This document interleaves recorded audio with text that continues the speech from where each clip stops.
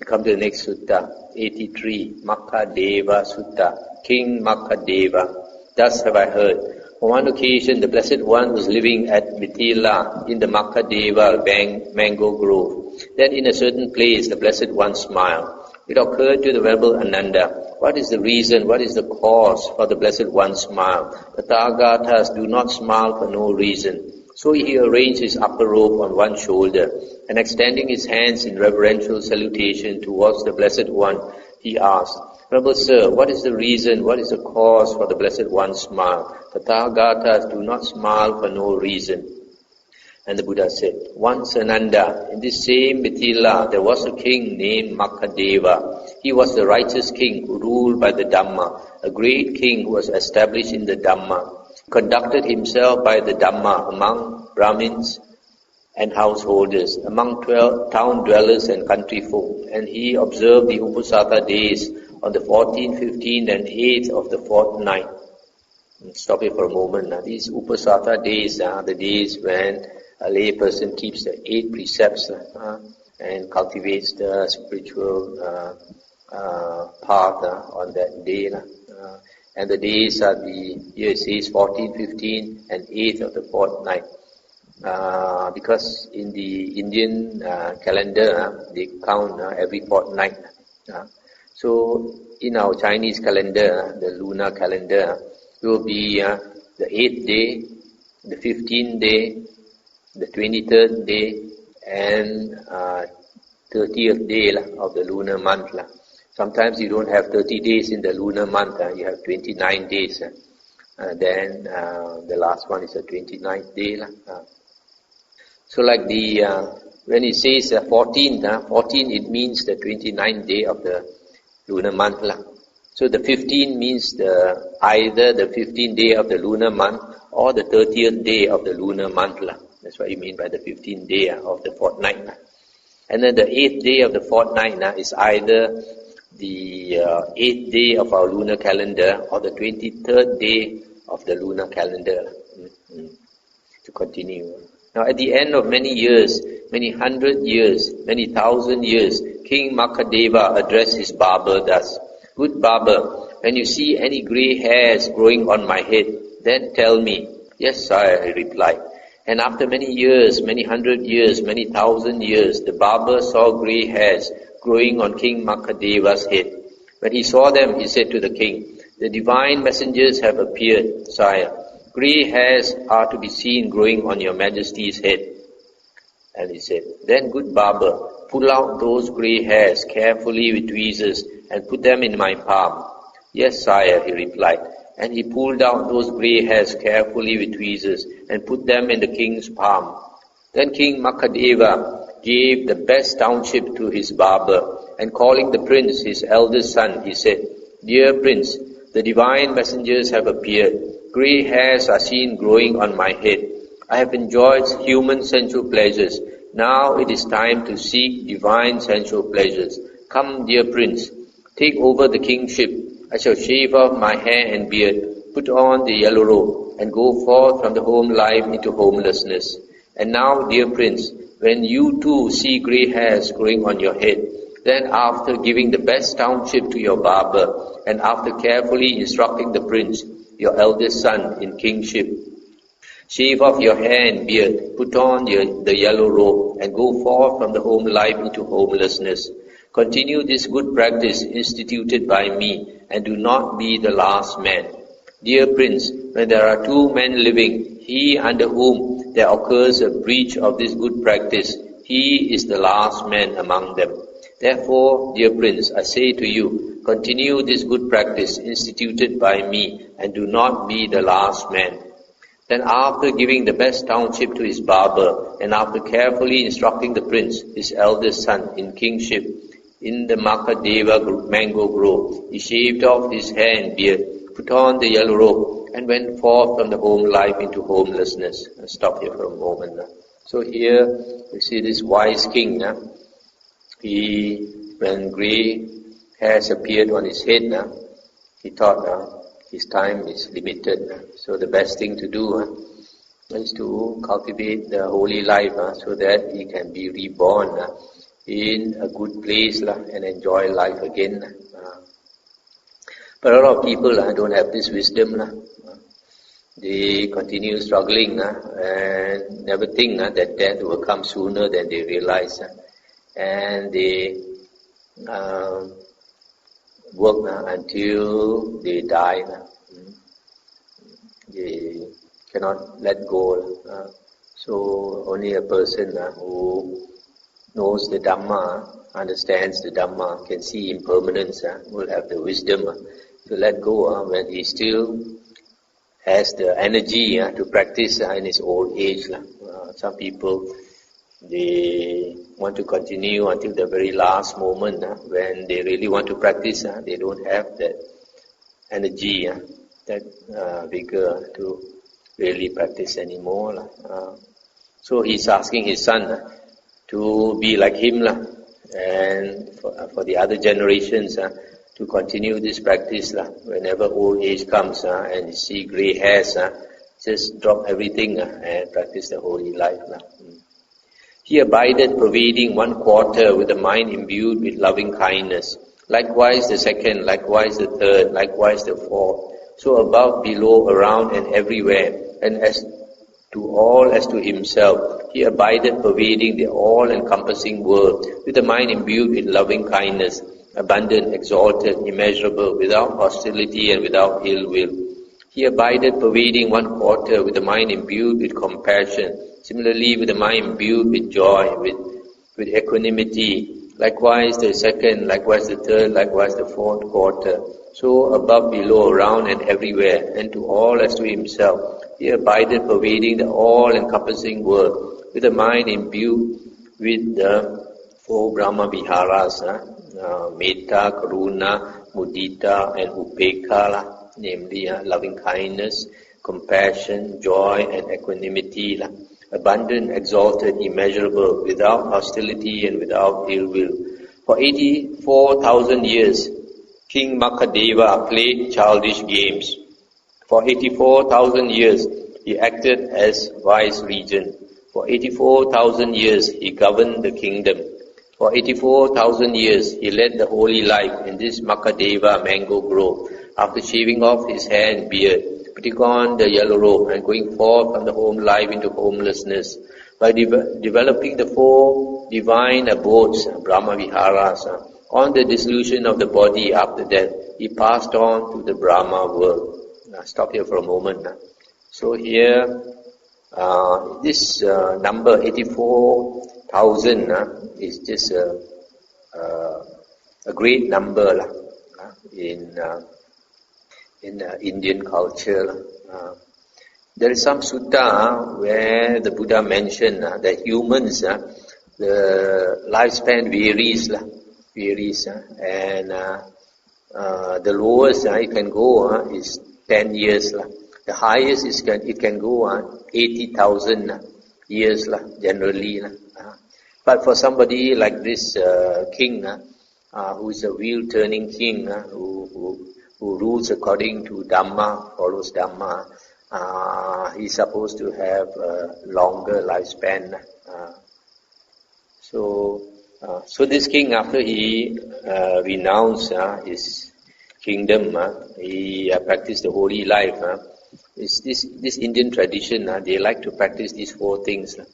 Metta, Karuna, Mudita and Upekkha, these 4 divine abidings. And they meditate to attain these states, attain the jhana, so that they can radiate these 4 qualities. And because they can attain jhana after passing away, they are reborn in the Brahma heavens, the heaven of the first jhana. Now at the end of many years, many 100 years, many 1,000 years, King Makhadeva's son addressed his barber thus. So similarly, the King Makhadeva son, after a long time, when grey hairs appeared on his hair, he also renounced his kingdom. And after renouncing his kingdom, he developed the 4 divine abodes, and on the dissolution of the body after death, passed on to the Brahma world. The descendants of King Makhadeva's son, to the number of 84,000 kings in succession, after shaving off their hair and beard and put on the yellow robe, went forth from the home life into homelessness, and this Makhadeva mango grove. They abided, pervading one quarter with the mind imbued with loving kindness, with compassion, with joy, with equanimity, etc., without ill will. For 84,000 years they played childish games. For 84,000 years they acted as vice regents. For 84,000 years they governed the kingdom. For 84,000 years they led the holy life in this Makhadeva mango grove, after shaving off the hair and beard, putting on the yellow robe, and going forth from the home life into homelessness by developing the 4 divine abodes. And on the dissolution of the body after death, they passed on to the Brahma world. Stop here for a moment. So the descendants of King Makhadeva, they followed what he taught and followed his advice. Each one of them, in their old age, they renounced the kingdom, handed it over to their son, and cultivated the holy life and practiced the 4 Brahma Viharas, so that they were reborn in the Brahma world. Nimi was the last of those kings. He was a righteous king who ruled by the Dhamma, a great king who was established in the Dhamma. He conducted himself by the Dhamma among Brahmins and householders, among town dwellers and country folk, and he observed the Uposatha days on the 14th, 15th and 8th of the fortnight. Once Ananda and the gods of the 33 had met together and were seated in the Sudhamma assembly. This discussion arose among them. It is a gain, sirs, for the people of Videha. It is a great gain for the people of Videha that their king Nimi is a righteous king who rules by the Dhamma, a great king who is established in the Dhamma. He conducts himself by the Dhamma among Brahmins and householders, among town dwellers and country folk, and he observes the Uposatha days on the 14th, 15th and 8th of the fortnight. Then Sakka Devaraja addressed the gods of the 33. Good sirs, do you want to see King Nimi? And they said, good sir, we want to see King Nimi.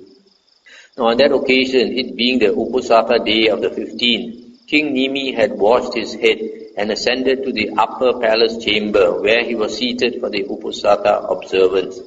Then just as quickly as a strong man might extend his flexed arm, or flex his extended arm, Sakka Devaraja vanished among the gods of the 33 and appeared in the presence of King Nimi. He said, it is a gain for you, great king. It is a great gain for you, great king. When the gods of the 33 had met together and were seated in the Sudhamma assembly, this discussion arose among them. It is a gain, sirs, for the people of Videha. It is a great gain for the people of Videha that their king Nimi is a righteous king who rules by the Dhamma, etc. Great king, the gods want to see you. I shall send a chariot harnessed to 1,000 thoroughbreds for you, great king. Great king, mount the divine chariot without misgiving. King Nimi consented in silence.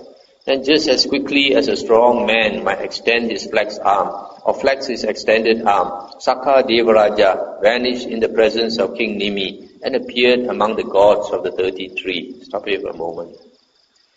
So you can see from here, when somebody is so virtuous like this King Nimi, even the gods know, and the gods having great respect for him, knowing that he practices the meditation and probably will be reborn in the Brahma heavens. So they had great respect for him and invited him to heaven. Then Sakka Devaraja addressed the charioteer Matali thus, come good Matali, prepare a chariot harnessed to 1,000 thoroughbreds and go to King Nimi and say, great king, this chariot harnessed to 1,000 thoroughbreds has been sent for you by Sakka Devaraja. Great king, mount the divine chariot without misgiving. May your words be held sacred, the charioteer Matali replied. And having prepared a chariot harnessed to 1,000 thoroughbreds, he went to King Nimi and said, great king, this chariot harnessed to 1,000 thoroughbreds has been sent for you by Sakka Devaraja. Great king, mount the divine chariot without misgiving. But great king, by which route shall I drive you? By that on which doers of evil experience the results of evil actions, or by that on which doers of good experience the results of good actions? Drive me by both routes, Matali. Stop here for a moment. So here seems like this Deva Matali asked this King Nimi, you want to go to the heaven of the 33 by the way of hell's way or some other heaven's way. Then he said, drive him by boat. So this chariot had to go to two places. Matali brought King Nimi to the Sudhamma assembly. Makhadeva saw King Nimi coming in the distance and said to him, come, great king, welcome, great king. The gods of the 33, great king, seated in the Sudhamma assembly, have expressed themselves thus.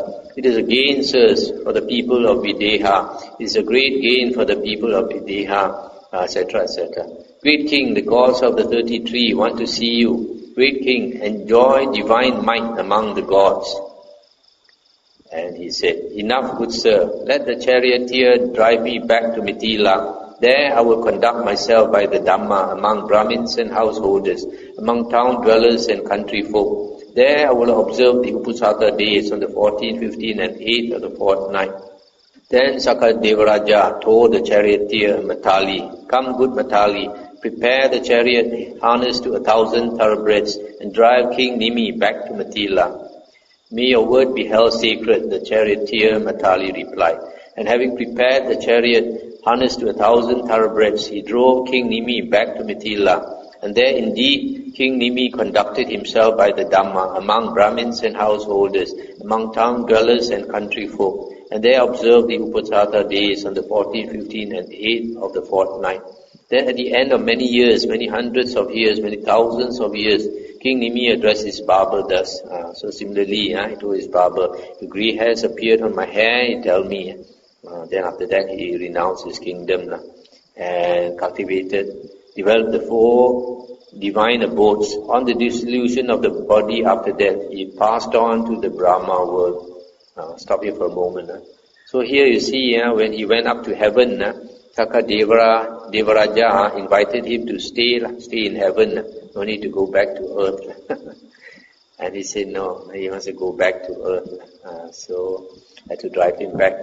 There are some people like that, they are so virtuous, probably they can be invited up to heaven.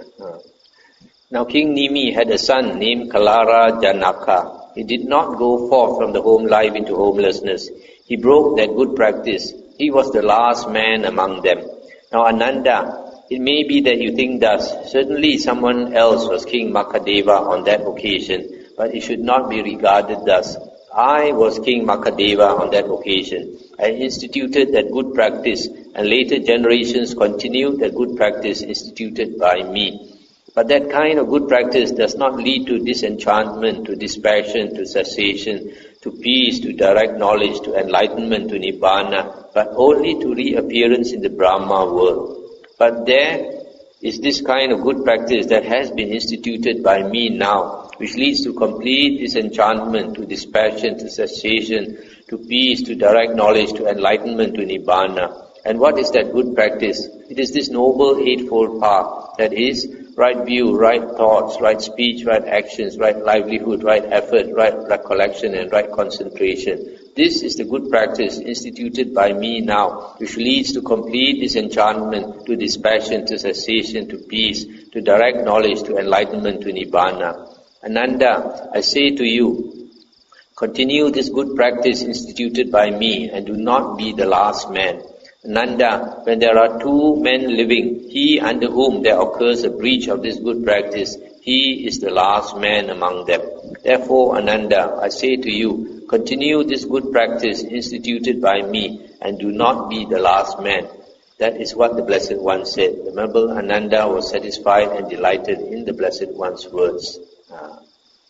So, it's the end of the sutta. So here the Buddha said, last time he was the King Makhadeva who taught his descendants to practice like him, to renounce the kingship when grey hairs appear and practice the holy life so that they can be reborn in the Brahma heavens.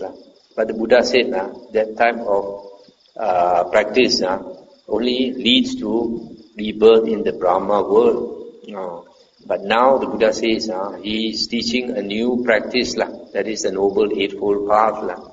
And the Buddha says, now that we have learned the Noble Eightfold Path, we are like his son, Sakya Putta, sons of the Sakyan.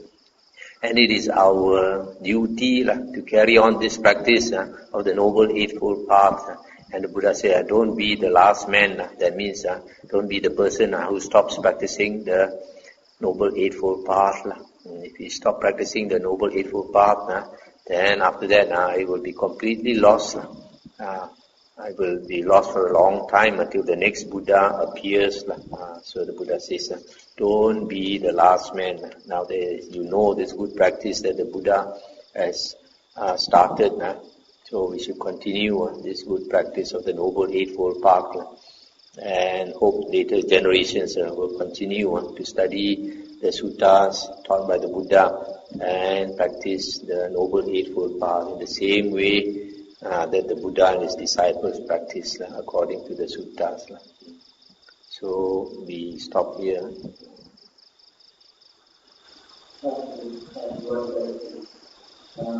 The last one you mentioned about the next Buddha, and in the text or whatever book I read, they given in Mahathera, and you see the very big fact person as he said in the conclusion of that, or there should be notice. I'm sorry, I didn't catch your question about Maitreya Buddha. No, Maitreya Buddha in the house temple you go and see and they say, Maitreya Buddha is coming. Is that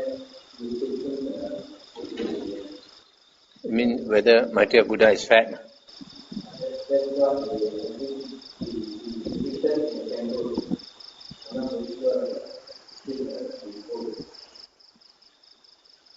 No, this Maitreya Buddha, what you see is just the statue of people, are made by people. So it is not what Maitreya Buddha looks like. Nobody knows what the Buddhas look like. Even Sakyamuni Buddha, who has come and gone, nobody knows what he looks like.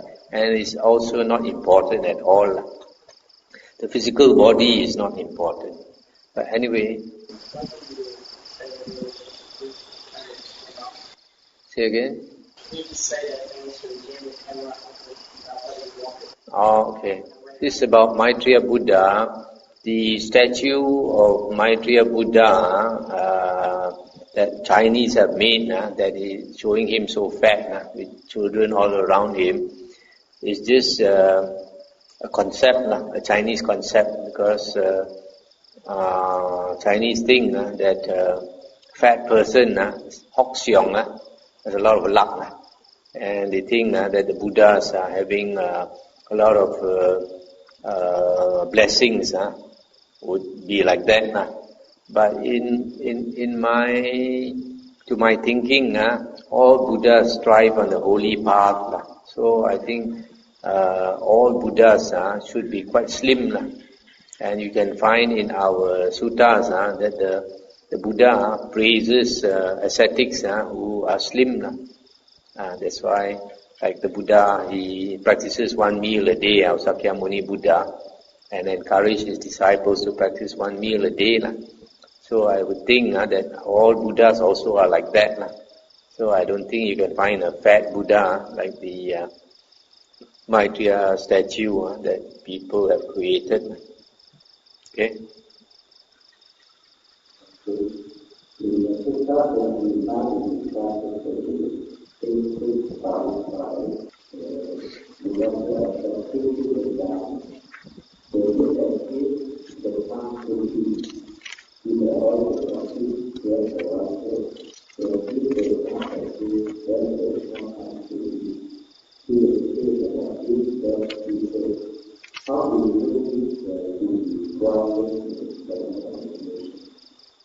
This formula, when this exists, that comes to be. With the rising of this, that arises. When this does not exist, that does not come to be. The cessation of this, that ceases. This is a general formula of dependent origination for all cases. So in the case of the 12 links of dependent origination, the first link is ignorance. So because ignorance comes into existence, with the rising of ignorance, the next link, sankhara, comes to be. Sankhara is the will to live.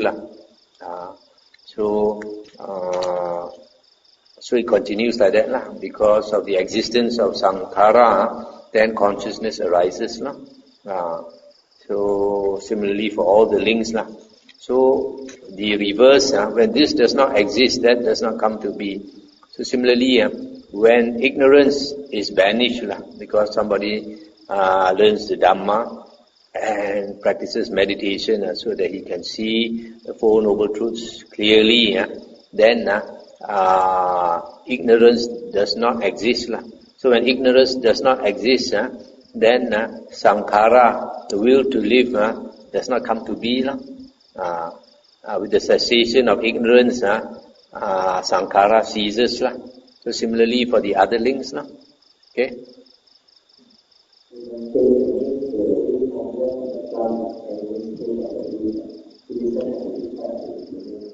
Any stage. Any stage. And not only for the 12 links of dependent origination, it's for everything in this world. Everything in the world arises through conditions and ceases through conditions. Okay, so we end now.